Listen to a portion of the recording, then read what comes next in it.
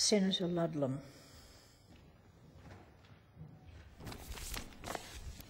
Thank you, Madam Acting Deputy President. I was expecting some contributions from the National Party, but they don't appear to be in the chamber. I will, however, rise to make some comments on this bill. This debate's been a very long time coming. Senators will recall that it was actually originally scheduled for October 2009. Oh, Senator Joyce has arrived, so I'll give you the benefit of my contribution. A series of procedural blocking tactics by the Coalition did prevent this debate from happening more than a year ago. I rewrote my speech early in March when it looked as though the debate would finally happen. But in a tactical masterstroke, the Coalition put 400 people on the Speaker's list and paralysed the Australian Senate for several days. I was disappointed when the government withdrew the bill, but sympathetic. Given that this place costs something in the order of $1.5 million a day to run, you need to choose your issues pretty carefully if you're going to move a filibuster and bring this place to a standstill. Since Mr Turnbull took over the portfolio, there has been a welcome change of direction, as evidenced by the vastly more reasonable list of speakers that confronts us today. We've also seen a recognition by the Coalition that structural separation of Telstra is an essential stepping stone towards a healthier telecommunications sector. But there is a reason why we're having this debate now, 13 months after it was originally scheduled. The Coalition's strategy, passed from Senator Nick Minchin directly to Tony Abbott, is to sabotage and delay the rollout of the NBN with the ultimate objective of destroying it. As recently as September, post-election, Mr Abbott was reported as saying Mr Turnbull has the appropriate technical expertise and business experience to entirely demolish the government on this issue. Not a lot of ambiguity there. Mr Abbott brought other priorities into the 2010 election campaign, and he funded his election commitment proposals by cancelling the budget for the NBN and replacing it with a bucket with $6 billion worth of corporate handouts in it. It was a bucket held together with rubber bands and technical illiteracy, which was rightly condemned by everyone who chose to offer an opinion. I'm still deeply impressed by the spectacle of the Liberal Party and, to my lasting disbelief, the National Party, having their key election campaign initiative being to cancel the rollout of fast broadband to regional Australia. This miscalculation, I think, played a key part in the Gillard government's ability to form this minority government. One benefit of the NBN proposal playing such a keystone role in the election campaign, though, is that telecommunications are now firmly on the national agenda, which is probably the only good to come from this bill being debated a year late. So the legislation before us is the first real attempt to deal with fundamental regulatory issues and market structure of the Australian telecommunications sector, which could politely be described as dysfunctional. At the outset, let's speak very plainly about why we're here, at the end of the first decade of the 21st century, debating this legislation. It is because we are engaged in the first stage of fixing a privatisation debacle. The telecommunications market in Australia for decades has been defined and shaped by the market power of the incumbent Telstra. The industry still retains some characteristics of the time when telecommunications were seen as an essential service to be provided for all Australians, and that government provision was the most economic and equitable way of doing this. There was an unspoken and bipartisan acknowledgement that the private sector had neither the capacity nor the strategic interest in developing national telecommunications infrastructure. In a country as vast and dispersed as Australia, such an endeavour was a proper role of the national government. The early 1990s saw a profound shift away from this worldview toward one which saw the principles of competition assume fundamental importance and the whole framework of national competition policy established. This rapid ideological shift brought with it a range of sweeping and largely untested assumptions. The most important of these is that the shareholders' interests will align perfectly with the public interest, and market forces will provide services cheaper and more efficiently than a stodgy and slow-moving public utility. Modern Australian history is littered with sad reminders of what happens when that ideology collides with reality. In the example we're considering today, there is of course a strong divergence between the public interest in a fast, inexpensive, open-access broadband network and Telstra's shareholders' interest in achieving high rates of return from the advantages delivered by its incumbent position as the monopoly owner of much of the infrastructure on which its competitors depend. The unthinking belief in the magically redeeming powers of competition and the blind ideology of frictionless free markets culminated in the full privatisation of Telstra, which the Greens, the Democrats and the ALP opposed at the time. And so the sector today is a fractured and unworkable amalgam of these two worldviews, a large vertically and horizontally integrated company built over decades of public investment and then sold off and left with enormous power to make its way in the marketplace. It's no secret to anyone in the industry that Telstra has used its incumbent position to do what its directors are obliged to do by law: leverage its monopoly position to maximise its profits and extend its market power into new areas. On the 11th of November 2008, Telstra appeared before the Select Committee on Broadband, on the National Broadband Network, to express its views, and Mr David Quilty said the following: "The bottom line for us is that we have to act in the interests of our shareholders. We cannot do anything that we do not consider is in the interests of our shareholders. There is no doubt in the mind of Telstra management, and all of the analyst reports concur, that further separation of Telstra is not in our shareholders' interests. We simply cannot contemplate it." What an extraordinary change between November 2008 and November 2010. Telstra, in other words, was more than comfortable with the market power that it was able to exercise, and it could not see any reason to want to change. This is partly an outgrowth of the corporate culture exemplified by the take-no-prisoners approach of Sol Trujillo and his team, but it also reflects a deeply embedded legal obligation. Directors of corporations have to put shareholders first, or they betray their fiduciary obligation to act in their shareholders' interests. And today we're here to talk about the public interest. A basic principle of competition policy is that in a market as dominated by a single incumbent as telecommunications is in this country, a wholesale provider should not compete with its own customers. There are simply too many opportunities for monopolistic behaviour. Whole slabs of the Trade Practices Act are dedicated to trying to prevent exactly the kind of behaviour that has characterised this sector for as long as most people can remember. And this bill is the first real attempt to deal with this textbook case of what happens when the public interest diverges from corporate self-interest.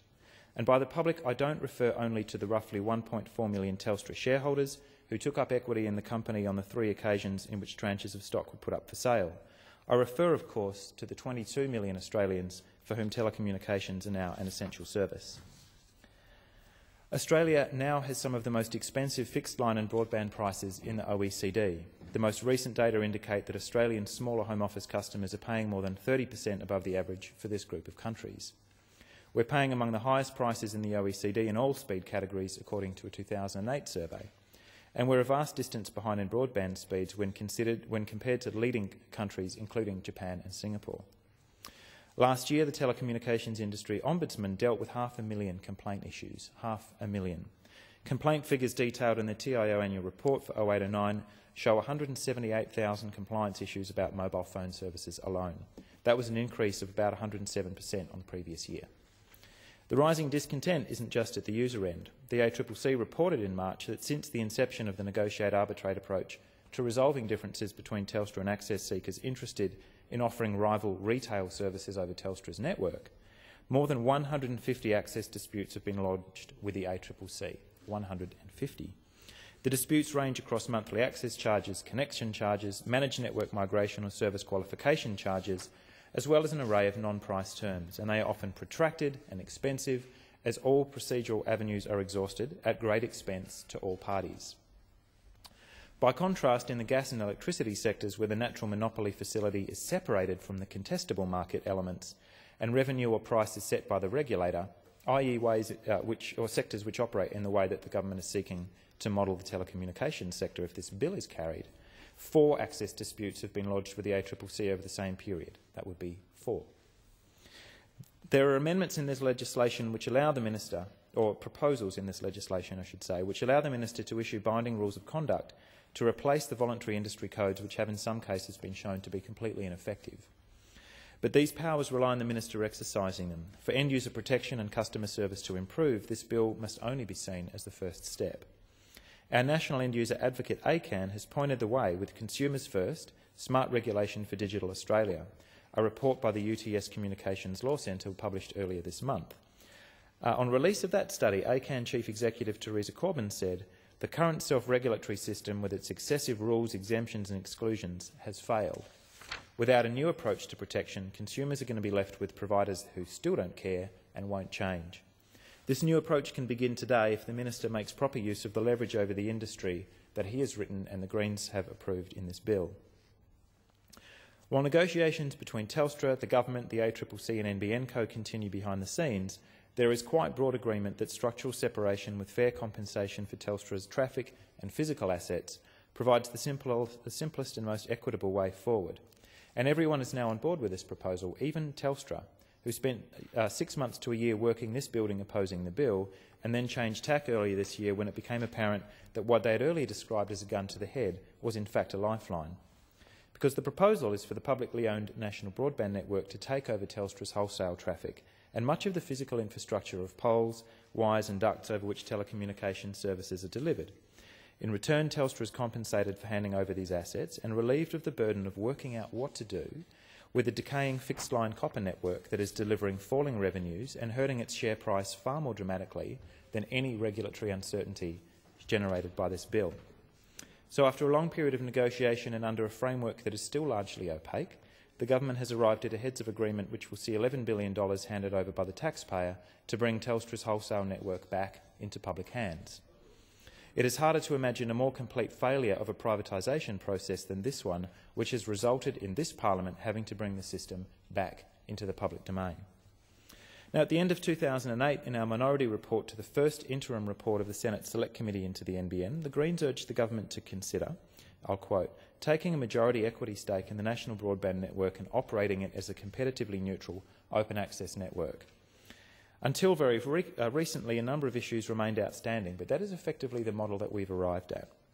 Most obviously was the government's incomprehensible proposal to sell down government stake in the NBN within an automatic time frame, based on nothing more than a test of whether the market would deliver a fair price or not for such a sale. After going to all the trouble of bringing the network back into public hands after several years of quite evident market failure, we can see no justification for repeating the privatisation debacle all over again with the NBN.